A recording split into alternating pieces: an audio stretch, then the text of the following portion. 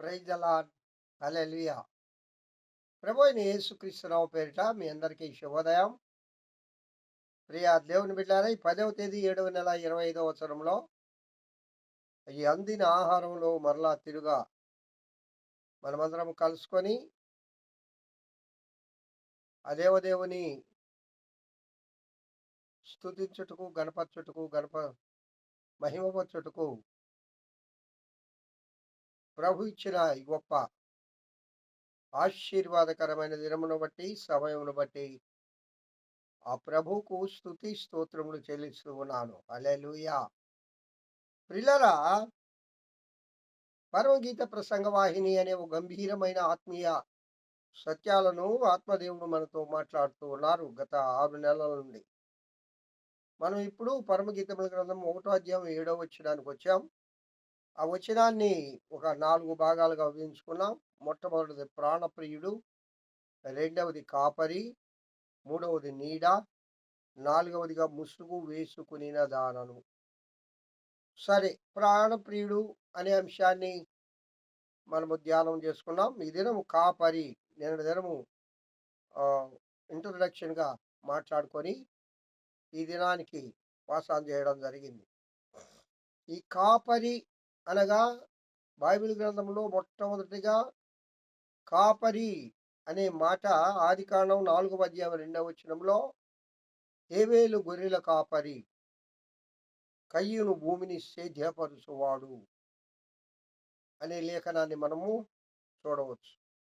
అదే ఆదికాండం 13వ అధ్యాయం 7వ వచనంలో అబ్రహాము పశువుల కాపరులు, లోతు పశువుల కాపరులకు కలహము పుట్టెను.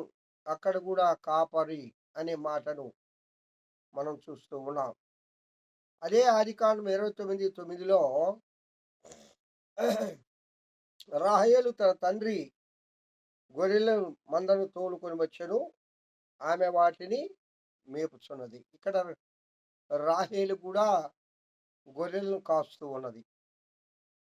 ఆదికాండం 37:2లో యోసేపు 15 ఏండ్ల వాడై తన సహా మందతో కూడా మందను మేపుచుండెను. యోసేపు కూడా గొర్రెల కాపరిగా మనకు పరిచయం అవుతాడు. అదే ఆదికాండం 46:32లో ఆ మనుష్యులు పశువులను మరియు గొర్రెలు కాపరులు అనేది మనం చూడగలం. కావున ప్రియులారా, మంద కాపరులు వచ్చి వారిని తోలివేసిరి. మోషే వారికి సహాయం చేసెను. మోషే గారు మిద్యాను యాజకుని కుమార్తెలు, నిర్గమాకాండము 22వ అధ్యాయము నిర్గమాకాండం 2వ అధ్యాయం 17వ వచనములో మిద్యాను కుమార్తెలు, యాజకుడు మిద్యాను ఉన్నాడు కదా, మోషే మామగారు, ఆ అడవిలో వారు కూడా గొర్రెలను కాస్తూ ఉన్నప్పుడు వేరే కాపర్లు వచ్చి వారిని తోలివేసినప్పుడు మోషే వారికి సహాయం చేశాడు. అలాగే మోషే గారు కూడా గొర్రెలు కాపరిగా కొన్ని దినాలు ఆ యొక్క మిద్యాన అరణ్యంలో ఆయన ఉన్నాడు. నిర్గమాకాండం 3:1లో మోషే మిద్యాను యాజకుడైన యిత్రోను తన మామ మందను మేపుచుండెను కదా. యిత్రో మోషే మామగారి పేరు.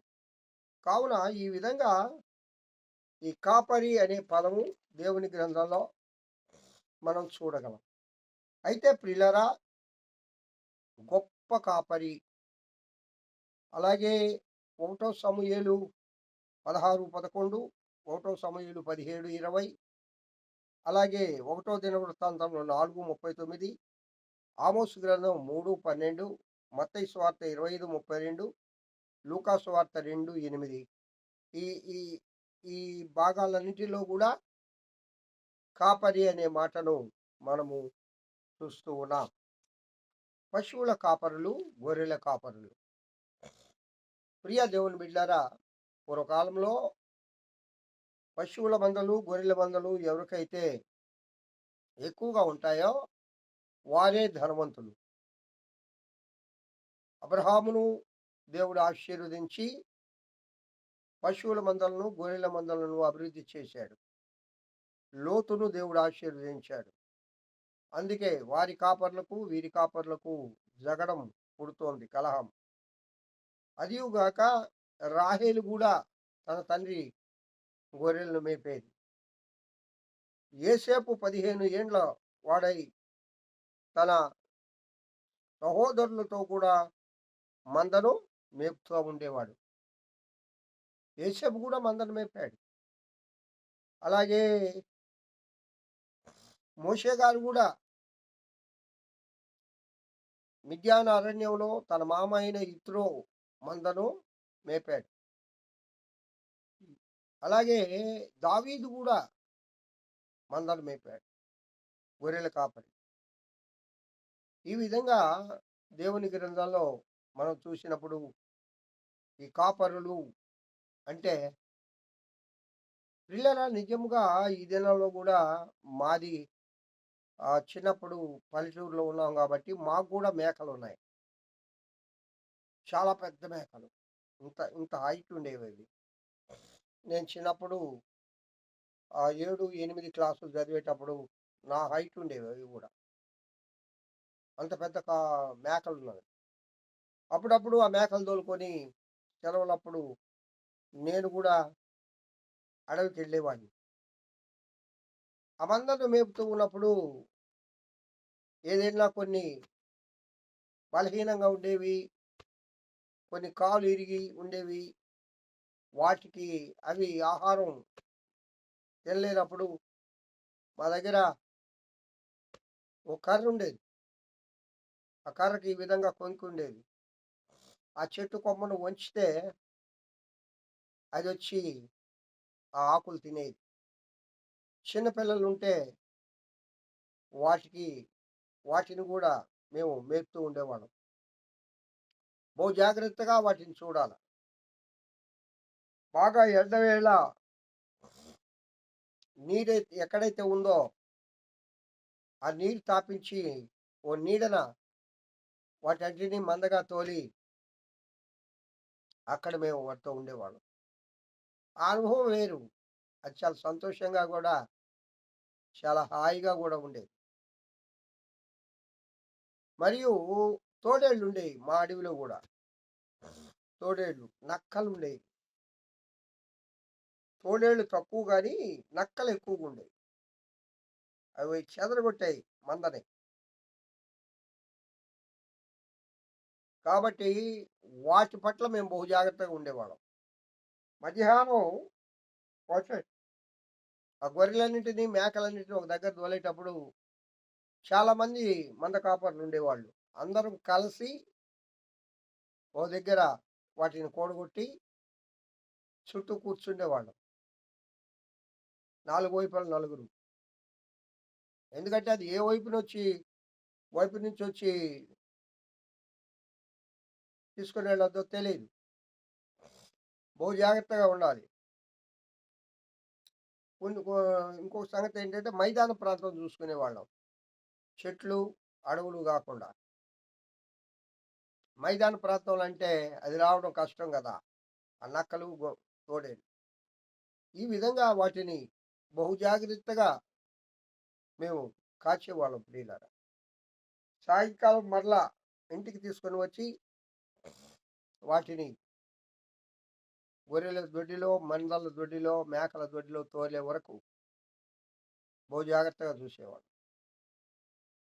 అది ఆ వ్యాపకం అనేది చాలా సంతోషంగా ఉండేది. సెలవులొస్తే నేను కూడా వెళ్ళేవాడిని. మరలా స్కూల్స్ ఓపెన్ అయితే పాఠశాలకు వెళ్ళేవాళ్ళం. అంటే దేవుని గ్రంథంలో గనులైన వారు మోషే, దావీదు, యేసేపు. ఈ ముగ్గురికి ప్రత్యేకత ఉందండి. ఓ ప్రత్యేకమైన వారు. దేవుని యందు భయభక్తులు కలిగిన వారు. దేవుని పిలుపు కలిగిన వారు. దేవుని కృప పొందిన వారు. దేవుని యొక్క ఆశీర్వాదం పొందిన వారు. దేవుని చేతిలో వాడబడిన వారు. ఎన్నో కష్టాలు పడి దేవుని ఉచితమైన కృప వలన ఓ రాజ్యాన్నే ఏలినవారు.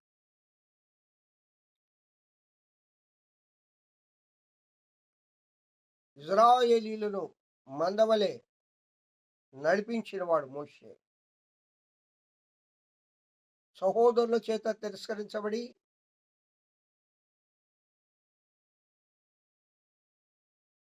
చాలా చిన్ననాడు కష్టాలు పడి బానిసగా ఐగుప్తుకు అమ్మబడి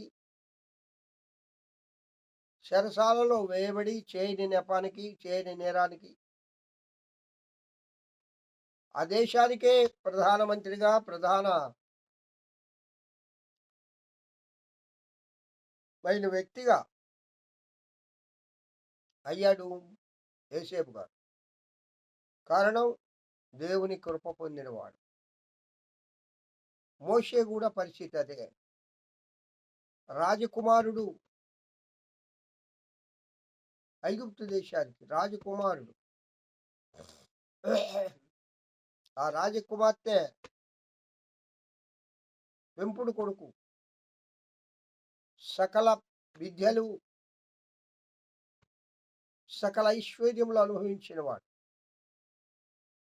కానీ చిన్ననాడు తన తల్లి ఉగ్గుపాలతో పోసిన ఆ యొక్క ధర్మశాస్త్రము అతన్ని ఆ విలాసాలకు బానిసగా చేయలేదు. తన యొక్క జనాంగము విముక్తి కోసము వాడబడిన ఓ గొప్ప యాజకుడు అనొచ్చు, ప్రవక్త అనొచ్చు మోషే గారిని. దేవుని చేతిలో వాడబడిన ఓ గొప్ప నాయకుడు. ఆయన కూడా తన మామ మందను కాచాడు మిద్యాను అరణ్యములో. అక్కడే దేవుడు మోషేకు ప్రత్యక్షమయ్యాడు. ఓ కాలుచుండిన పొద, కానీ అది కాలిపోదు. అగ్నిలో నుండి దేవుడు మాట్లాడతాడు, మోషే మోషే. ప్రియులారా, ఎందువల్ల అంటే వారు దేవుని కృప పొందిన వారు. దావీదయ్య బాల్య జీవితం కూడా చాలా ఘోరంగా సాగింది. దావీదు తన బాల్య దినాలలో సహోదరుల చేత తిరస్కరించబడినవాడు. సహోదరులందరూ ఒక ఉన్నత ఉద్యోగాన్ని చేస్తూ రాజు దగ్గర సైనికులుగా ఉంటే ఇతనొక్కడు మాత్రమే గొర్రెల కాపరిగా ఉంటూ ఉన్నాడు. అయినను ఏనాడు చింతపడలేదు, దిగులు పడలేదు. కారణం ఏంటో తెలుసా? ఎప్పుడు దేవుని తోడు కలిగి ఉన్నాడు. దేవుని కృప పొందినవాడు దావీదు. ఎప్పుడు దేవుని ఆరాధించే ఓ డ్యూటీ ఈయనకి ముఖ్యం. స్తుతించడం ఈయనకి ముఖ్యం. దేవుని గణపరచడం ఈయనకి ముఖ్యం. దేవుని కలిగి ఉండడం ఈయన ప్రత్యేకత. దేవునితో నడవడం ఈయన యొక్క ప్రత్యేకమైన భక్తి శైలి. దేవుని యందు భయభక్తులు కలిగి ఉండడం దావీదు చేసిన గొప్ప పని. అప్పుడు దేవుడు దావీదును ప్రేమించి దావీదును గొర్రెల కాపరి దగ్గర నుండి యెరూషలేము సింహాసనాన్ని ఎక్కించి రాజుగా చేశాడు. హల్లెలూయా. వీరందరూ కాపరులే ప్రియులారా. కావున నువ్వు ఏ పని చేస్తున్నావో, దేవుడు ఏ పని నీకు అప్పగించాడో ఆ పని నమ్మకంగా నువ్వు చేయాలి. ఆ పనిలో నిపుణత కలిగిన వాడు రాజు ఎదుట నిలబడతాడట తన పనిలో. కావున మీరు ఏ పని దేవుడు అప్పగించినా ఆ పనిని నమ్మకంగా చేస్తూ ఉన్నప్పుడు దేవుని కృప పొందిన వాడుగా నువ్వు మార్చబడతావు. కావున ప్రియ దేవుని బిడ్డలారా, ఈ యొక్క దినం ఒక గొప్ప భక్తులను పరిశుద్ధాత్మ దేవుడు నీకు నాకు జ్ఞాపకం చేస్తున్నాడు. యోసేపు, మోషే దావీదు. వీరి గురించి చెప్పాలి అంటే కొన్ని గంటల సమయం అవసరం. కానీ ఆత్మదేవుడు ఈ దినము నీకు నాకు ఏది అవసరమో అది మాట్లాడాడు. ఎందుకు వాళ్ళు ఉన్నత స్థాయికి వెళ్ళడానికి కారణం, దేవుని చేతిలో వాడబడడానికి కారణం, ఒకే ఒక కారణం ఏంటనగా దేవుని మాటకు లోబడ్డారు. హల్లెలూయా! ఏవండి? దేవుని మాటకు నువ్వు లోబడితే ఆయన నిన్నును ఘనంగా వాడుకుంటాడు. లోబడే మనస్తత్వం మనకవసరం. దేవుని మాటకు లోబడాలి. నిత్యము ఆయన బిడలంగా మనము జీవించాలి. నిత్యము ఆయన కృపను పొందే వారముగా మన ప్రవర్తన ఉండాలి. దేవుని యందు భయభక్తులు కలిగిన జీవితము ఆశీర్వాదకరముగా మార్చబడుతుంది. కావున ప్రియులారా, ఆ ప్రభు ఇచ్చిన కృపను మనము పోగొట్టుకోకూడదు. కృప నుండి తొలగిపోకూడదు. సౌలు కృపను పొందాడు గాని తొలగిపోయాడు. దావీదు కృపను పొందాడు. అది శాశ్వత కృపగా మార్చుకున్నాడు. ఈ విధముగా దేవుని కృప అందరిపైన ఉంటుంది. కానీ ఆ కృప వెంబడి కృపను పొందుడి అంటాడు అపోస్తలుడు పౌలు గారు. ఆకాశమంత ఉన్నతముగా కృప ఉన్నది నీ పట్ల. ఆ దేవుని కృప పొందొచ్చు. ఆయనలో మనం కొనసాగుదుము గాక. రేపటి దినం మరలా ఈ కాపరిత్వాన్ని గురించి మాట్లాడుకుందాం. దేవుడి వాక్యం దీవించుగాక. మహోన్నతుడా స్తోత్రం. వాక్యం వింటున్న బిడ్డలందరినీ దీవించి ఆశీర్వదించమని యేసునామం పేరిట వేడుకొంచున్నాను తండ్రి. ఆమేన్. తండ్రి అయిన దేవుని నుండి, కుమారుడైన యేసుక్రీస్తు నుండి, పరిశుద్ధాత్మ అన్యోన్య నిత్య సహవాసము వాక్యం వింటున్న బిడ్డలందరికీ, సర్వలోక పరిశుద్ధులకు, సార్వత్రిక సంఘానికి ఇప్పుడు ఎల్లప్పుడు సదాకాలం తోడు నడిపింపబడును గాక. ఆమేన్. ఆమేన్. Praise the Lord. Have a good day. ఈ దినమంతా ఆ దేవదేవుని కృపాక్షేమములే మీ వెంట వచ్చునుగాక. హల్లెలూయా.